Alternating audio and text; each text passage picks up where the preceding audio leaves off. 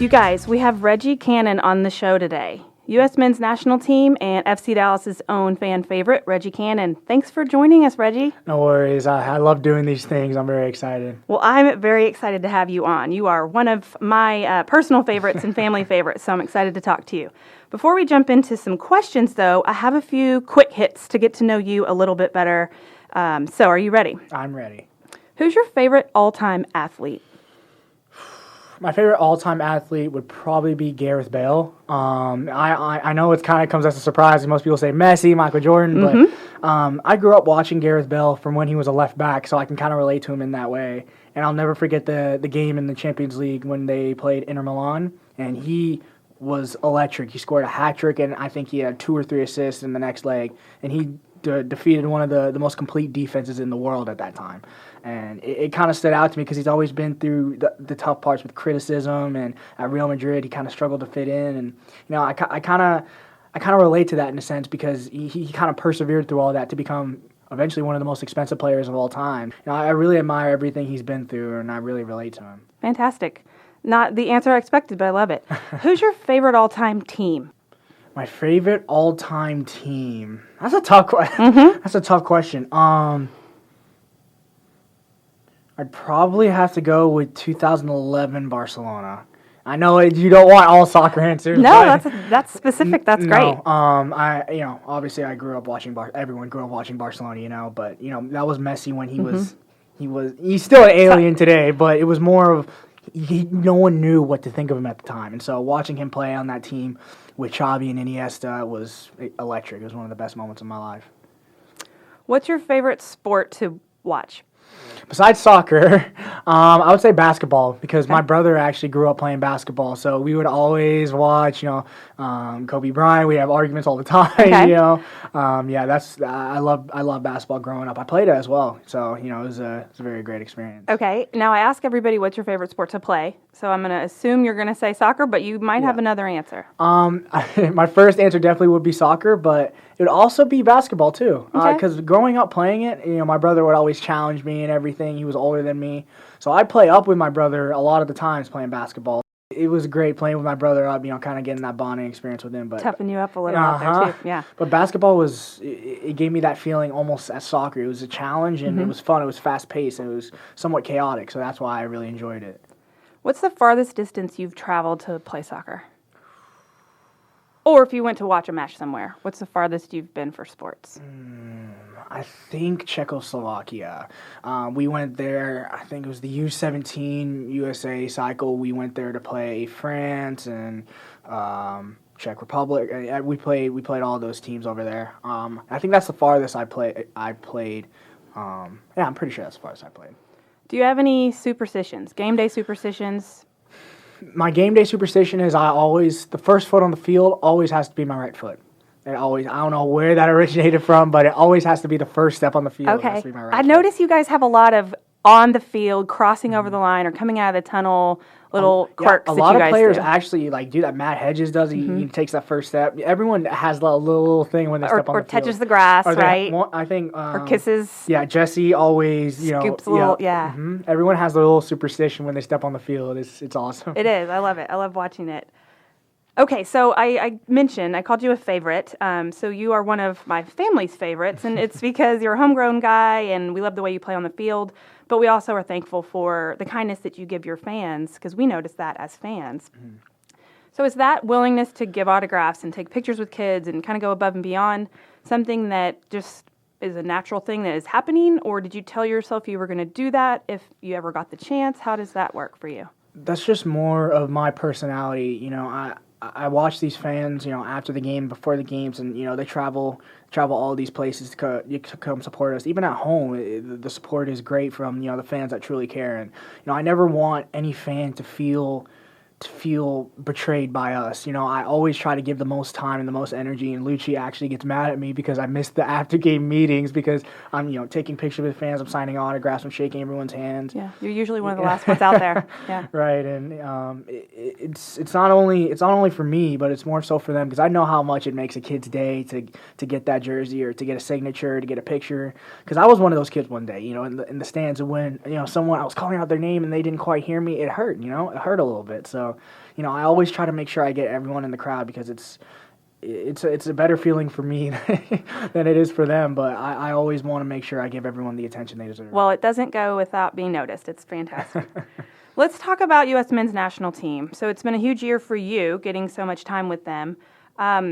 So I know you were on, like you said, younger cycles of the team, but for this, what is it, the first team? I mean, what do we call it? The senior team. Mm-hmm. Okay, sorry. So for the senior team, what do you remember about when you found out and got the call-up for that? Where were you? What do you remember about that? The first ever call-up? I don't know. Whichever one that sticks out in your mind, whether it's U17 or something or the senior team. I think the senior team is actually when I got called up for the Gold Cup. I think that was probably the most special because originally I wasn't on the roster for Gold Cup, and it really hurt, because I wasn't, his first choice or second choice.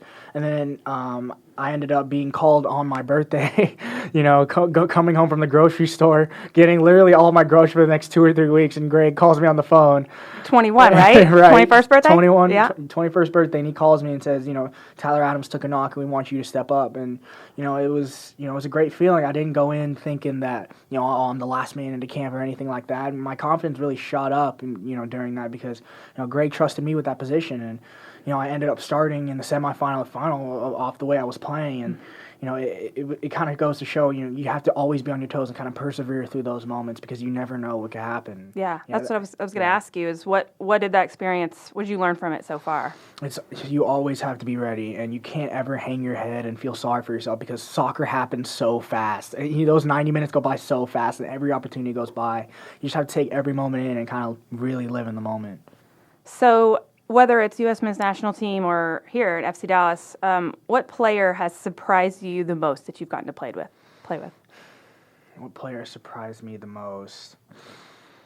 Probably like U.S. men's national team. If there was somebody you were looking forward to playing with or somebody you didn't know that you'd played with before till you got there and that taught you something or that you took something away from. I think it would definitely be Michael Bradley, not only because I knew he was a world-class player before I even met the guy, but his leadership on and off the field was unparalleled. Even though he didn't wear the captain's band all the time, he was always lecturing guys, coaching guys where to be. He told me to always look in certain spots to have certain options. Michael is, I really don't think he gets the respect he deserves because he's a huge leader, and he's really influential in that national team. He helped everyone come together in that group that really pushed us to get to that final. And obviously, we're disappointed not to lift the cup, but he really pushed everyone in a certain sense. Because I remember before the Mexico game, he could tell I was so nervous. It was my first Mexico game, derby, and it was the final of the Gold Cup. And the training before, I played terrible. I was nervous, I was shaky, and I was just sitting by myself looking at the field because I was like, "This is gonna happen tomorrow with 60,000 fans." Yeah. He comes up to me, sits by me, and he puts his hand on my shoulder and says, just go for it. Don't worry if you make a mistake. Just go for it. And that I will always remember that memory for the rest of my life because I would have never played as well as I did if I didn't have that comfort from someone who's been in the game so long. Yeah. And I have the utmost respect for Michael Bradley. He's truly influential. That's great. Natural leader. A natural leader. That's the best natural way to good describe teammate. him. And like his dad, right? Isn't his dad? Yeah, mm-hmm. Coach. All right, so I want to talk about Christian Pulisic and how he's paved the way for American players getting more exposure in Europe. So I want to know from your point of view, how do you see this shift from your perspective?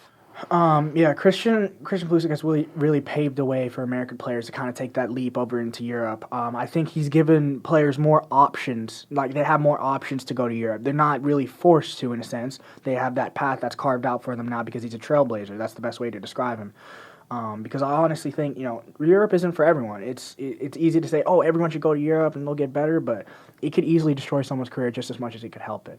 And so the good thing about it is Christian has paved that path, so now people respect Americans more on the European side of things, but it also gives us the option to stay or to go, so now we have multiple options in that area. And so Christian, the best way to describe him is a trailblazer.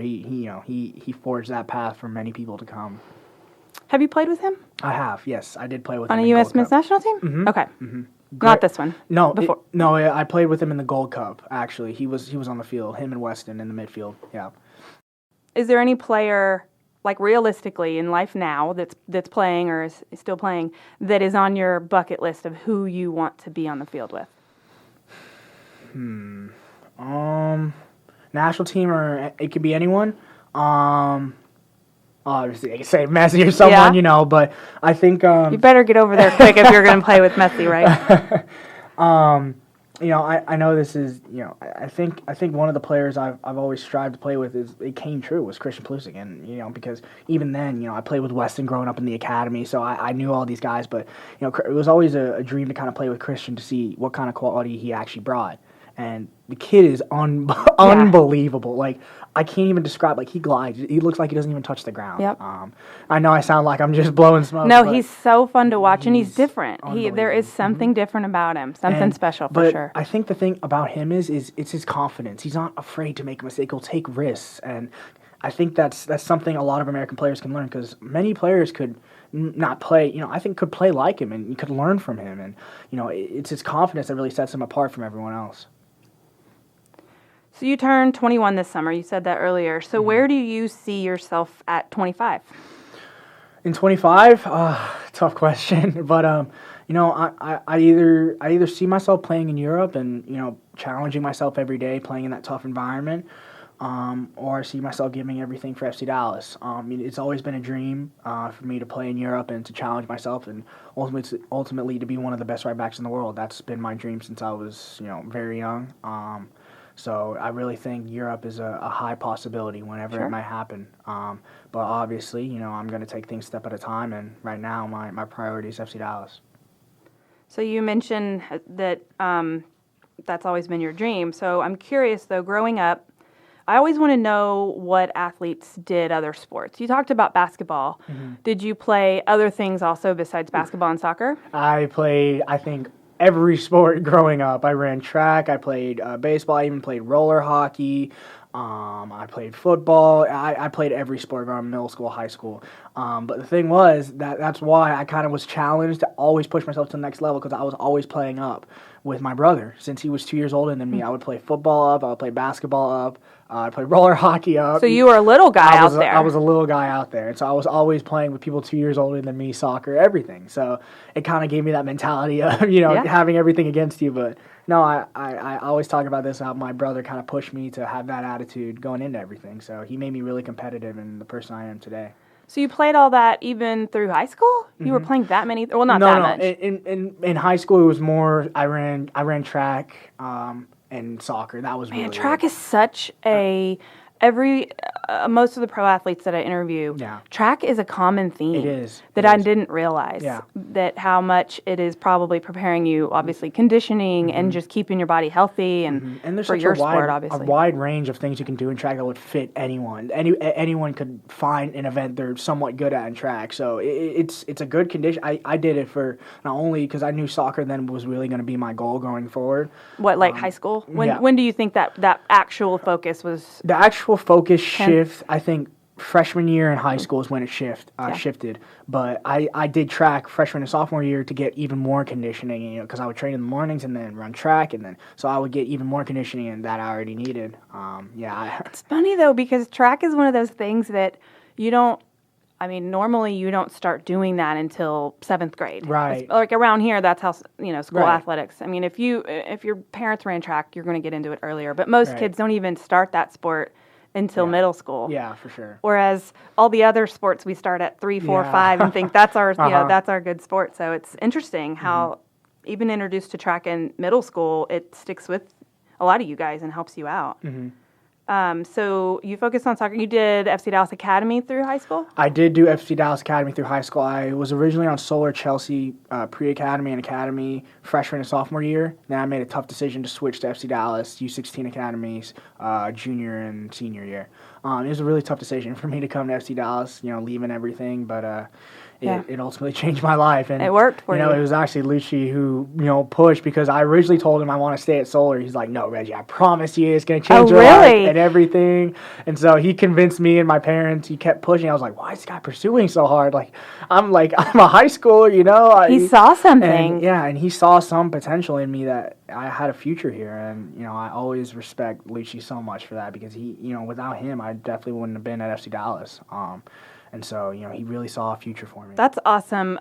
That's what I love about him being named head coach before the season started, was just that it's a full circle. A lot of you guys, we have such a young team. I know you're not among the youngest, but he is come up with so many of you guys that it's such a cool story. Mm-hmm. All right, so the name of this podcast is Hustle and Pro. So tell me from your point of view, now that you've made it to the pro level, what was the hustle to get you here compared to the hustle now that you are here?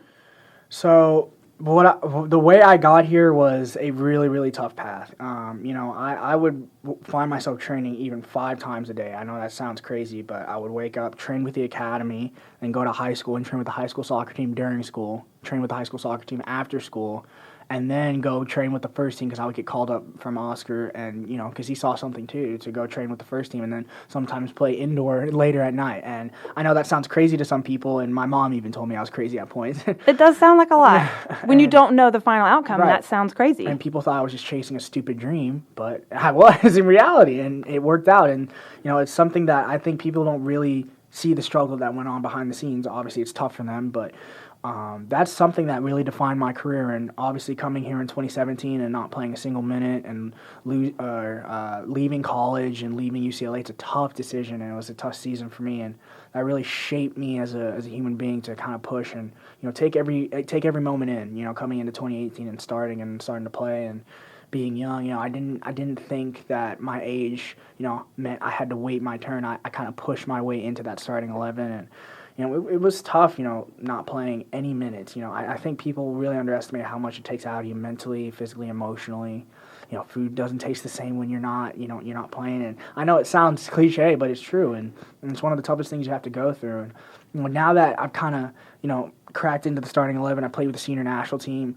Now that you've shown everyone the coup de grace, it's tough to kind of, find your balance. That's something I'm kind of figuring out in my game is, how can you push even beyond that level? Because this is honestly just as hard as not playing because now you're in a rhythm. Yeah. But how are you going to get to the next level when it's comfortable, because you're in the starting 11, and it's Lucci pushes me. He always pushes me with that, and he tries to make me uncomfortable in many situations, but I think the tough because that's the only way to keep getting better. That's the only way to keep getting better, and it's the only way you're going to keep getting better is pushing yourself. And if no one is doing that for you, then you have to be willing to do that for you. And that's something that a lot of pros struggle with, even this year for us, is that they know they're going to start, and you have to find a way to push yourself, to challenge yourself to get to the next level because you're thinking of what's going to happen in the future.